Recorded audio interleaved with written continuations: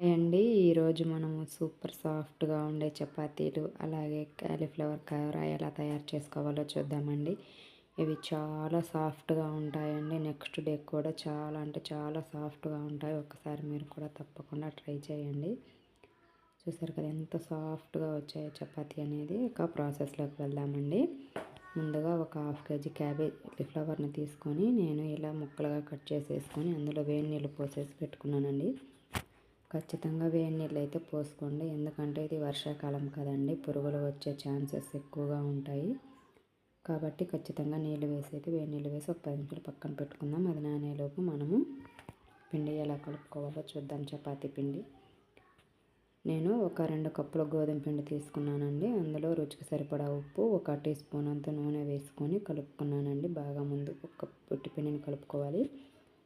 తర్వాత కొద్దిగా నీళ్లు చేర్చుకుంటూ మన చపాతీ పిండి అనేది సాఫ్ట్గా కలుపుకోవాలండి. మనం చపాతీ చేసేదంతా పిండి కలపడంలోనే ఉంటుందండి. నేనైతే చాలా నీళ్ళతోటే వేసుకున్నాను, మీరు వేడి నీళ్ళైనా వేసుకొని కలుపుకోవచ్చండి. చూసారు కదా, పిండి అంతా కొంచెం నీళ్ళు చేర్చుకుని ఇలా కలుపుకున్న తర్వాత కొద్దిగా ఆయిల్ వేసుకొని బాగా ఒకసారి కలుపుకోవాలండి. ఒక 2 మినిట్స్ వరకు అలా మనం పిండిని బాగా కలుపుతున్నామంటే పిండి ఇలా సాఫ్ట్గా అవుతుందండి. చూసారు కదా, ఈ కన్సిస్టెన్సీలో రావాలండి పిండి అనేది. ఇప్పుడు మూత పెట్టేసి ఒక 10 నిమిషాలు మగ్గించుకుందామండి. ఇప్పుడు కూరకి మనము ఒక ఉల్లిపాయ, ఒక టమాటా, 2 పచ్చిమిరపకాయలు తీసుకొని వాటిని చిన్న ముక్కలు కట్ చేసి పెట్టుకోండి. ఇప్పుడు స్టవ్ మీద బాణలి పెట్టేసుకొని అందులో 4 టీ స్పూన్ల ఆయిల్ వేసేసుకొని అందులో ఆయిల్ వేడెక్కిన తర్వాత అందులో పోపు దినుసులు వేసుకోండి. ఆవాలు, జీలకర్ర, మినపప్పు, శనగపప్పు వేసుకోండి. అలాగే ఒక ఉల్లిపాయని మనం తీసుకున్నాం కదండి, దాన్ని ఇలా పొడుగుగా కట్ చేసి వేసుకోండి. అలాగే 2 పచ్చిమిరపకాయలు తీసుకున్నాం కదండి, వాటిని కూడా ఇలా చిన్న ముక్కలుగా కట్ చేసి వేసుకొని ఒకసారి బాగా మిక్స్ చేసేసుకోండి. చూసారు కదా, ఆనియన్స్ అనేవి ఇలా కొంచెం కలర్ చేంజ్ అయితే సరిపోతుందండి, బాగా వేగాల్సిన అవసరం అయితే ఏం లేదు. ఇలా కొంచెం కలర్ చేంజ్ అయిన తర్వాత అందులో మనము ఫ్రెష్గా నూరుకున్న అల్లం వెల్లుల్లి పేస్ట్ అనేది ఒక టీ స్పూన్ అల్లం వెల్లుల్లి పేస్ట్ అనేది పచ్చివాసన పోయిన తర్వాత, చూసారు కదా, అల్లం వెల్లుల్లి పేస్ట్ అనేది పచ్చివాసన పోయేంత వరకు వేయించుకోవాలి. అలా వేయించుకున్న తర్వాత మనం కట్ చేసి పెట్టుకున్న టమాటా ముక్కలు కూడా వేసుకొని ఒకసారి బాగా మిక్స్ చేసేసుకొని అందులో ఒక పావు టీ స్పూన్ పసుపు, రుచికి సరిపడా ఉప్పు కూడా వేసేసుకొని ఒకసారి బాగా కలిపేసుకోవాలండి. ఉప్పు వేసుకోవడం వల్ల ఏంటంటే టమాటాలు అనేవి సాఫ్ట్గా అవుతాయి, అలాగే టేస్ట్ కూడా చాలా బాగుంటుందండి. ఇలా ముందే టమాటాలలో వేయటం వల్ల అనేది. చూసారు కదా, ఇలా వేయించుకున్న తర్వాత అందులో ఒక 2 రెమ్మల కరివేపాకు తీసుకొని ఇలా వేసుకోండి. వేసుకున్న తర్వాత ఒకసారి బాగా మిక్స్ చేసేసుకొని 1 నిమిషం మూత పెట్టేసుకొని మగ్గించుకుందామండి. 1 నిమిషం మూత పెట్టుకొని మగ్గించుకున్న తర్వాత చూసారు కదా, ఒకసారి మూత తెచ్చుద్దాం. టమాటాలు అనేవి చూసారు కదా, ఇలా మెత్తగా అయితే సరిపోతుందండి. ఇలా సాఫ్ట్గా అయితే సరిపోతుంది.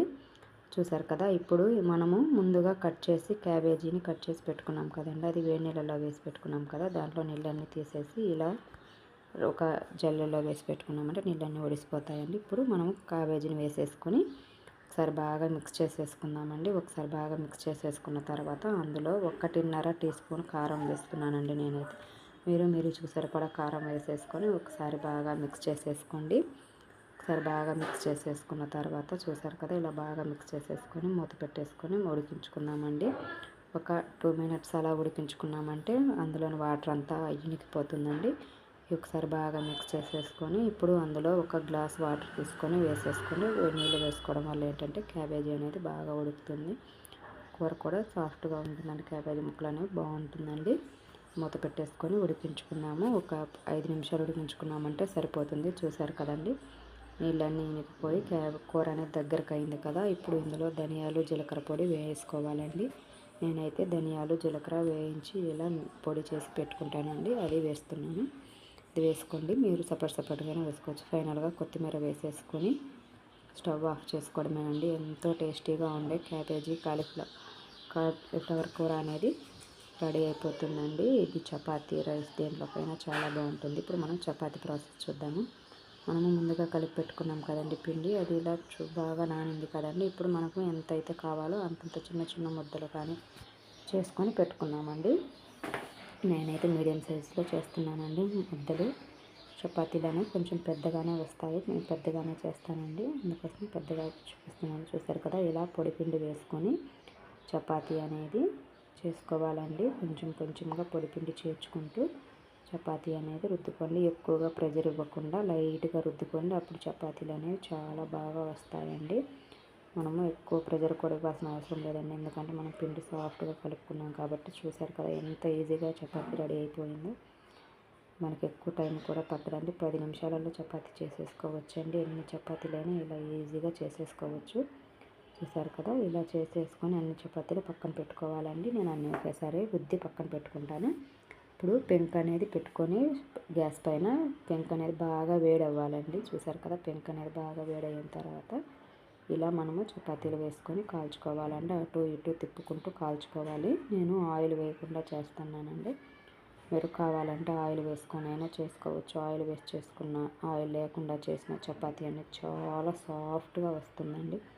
ఇవి నెక్స్ట్ డే కూడా మెత్తగా అలాగే ఉంటాయండి. చల్లారిన తర్వాత కూడా మనకేమి గట్టిగా అవ్వవండి. చూసారు కదా, ఇలా కాల్చుకోవాలి. నేను ఇది ఆయిల్ లెస్ చపాతీ చేశానండి మా ఆయన కోసము. అలాగే పిల్లల కోసం అయితే నేను ఆయిల్ చపాతీ చేస్తున్నాను. చూడండి, ఇలా చపాతీ అనేది వేసుకొని ఒకసారి ఫస్ట్ ఆయిల్ వేయకుండా ఒకసారి టర్న్ చేసుకొని మనం కాల్చుకున్నాం కదండి లైట్గా, ఆ వైపు ఆయిల్ వేసేసుకొని ఒకసారి రుద్దేసుకోండి. ఆయిల్ వేసుకుని చపాతీ అయినా ఆయిల్ వేయకపోయినా చాలా బాగా వస్తాయండి.